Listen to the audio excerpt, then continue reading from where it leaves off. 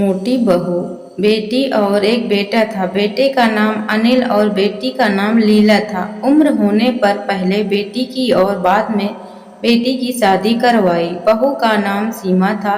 शादी के 2-3 सालों में ही सीमा का वजन काफी बढ़ गया था और वह पहले से दुगनी मोटी दिखने लगी थी। इस मोटापे की वजह से सीमा को कई लोगों के ताने सुनने पड़ते थे।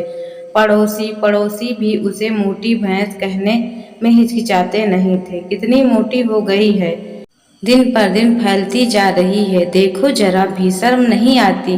पति बेचारा सूखा जा रहा है, यह देखो खा खा कर कैसे मोटी हो रही है। कुछ इस तरह की बातें अक्सर सीमा के कानों पर पड़ जाती थी। स्वभाव से हंसमुख सीमा इन बातों को इग्नोर भी कर देती, लेकिन उसे ज्यादा दुख तब होता जब उसकी खुद की सास और ननद उसके मोटापे के लिए उसे दोषी ठहराते और भला बुरा कहती। अनिल शरीर से काफी दुबला पतला था। शादी के बाद भी उसके शरीर में रत्ती भर भी फर्क नहीं आया था। हालांकि सीमा मोटी होती जा रही थी, उसमें उसका कोई दोष नहीं था, बल्कि सीमा तो अनिल से भी कम खाना खाती और दिन भर घर के सारे काम करती थी।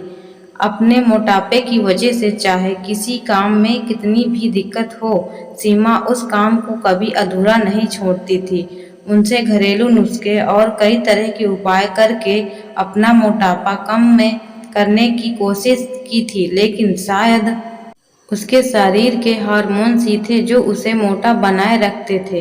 अनिल को उसके मोटापे से कोई हरकत नहीं, वह तो बेचारा अपने बिजनेस को संभालने में व्यस्त रहता था। उसकी माँ और बहन हमेशा इस वजह से सीमा को कुछ न कुछ सुनाते रहते थे और सीमा काफी रोया करती थी। सीमा जब भी मौका मिलता अपने पति से इस बारे में बात करती थी और कहती थी कि अपनी माँ और बहन को समझाओ, मैं मोटी हूँ, उसमें मेरा क्या दोष है।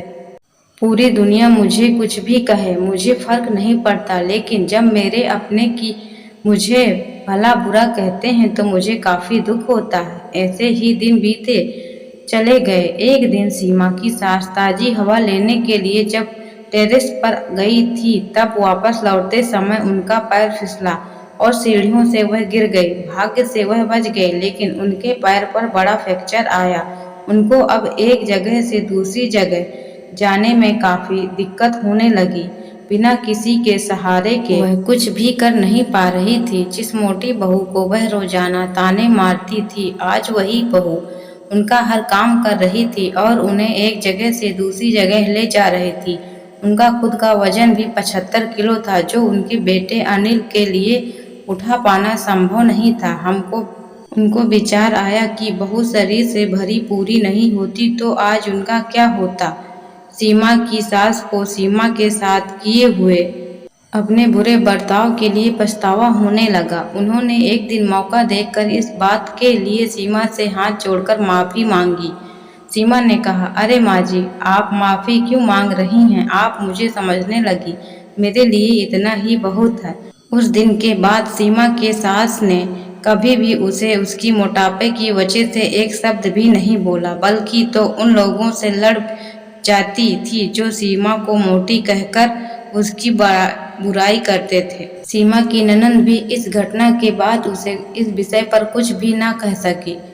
खुशमिजाजी सीमा अब पहले की तरह ही सब कुछ भुलाकर खुश रहने लगी। दोस्तों, हमारे समाज में, हमारे आसपास आपको ऐसे कई लोग मिल जाएंगे जो दूसरों को उनके शरीर की बनावट के हिसाब से गलत नाम देते हैं या उन्हें नीचा समझते हैं। किसी की हाइट कम है तो नाटा, किसी का रंग काला है कालिया, कोई हेल्दी है तो मोटा, किसी के बाल कम है तो टकला। हमें ऐसी सोच को पूरी तरह खत्म करना होगा और यह समझना होगा कि बाहरी स्वरूप ज्यादा मायने नहीं रखता, मायने रखता है भीतरी खूबसूरती और स्वभाव विचार। दोस्तों, कहानी कैसी लगी कमेंट करके जरूर बताएं। हमारी कहानी अच्छी लगी हो तो प्लीज़ हमारे चैनल को लाइक, शेयर, कमेंट, सब्सक्राइब जरूर करें। हमारी कहानी सुनने के लिए आप सभी दोस्तों का धन्यवाद।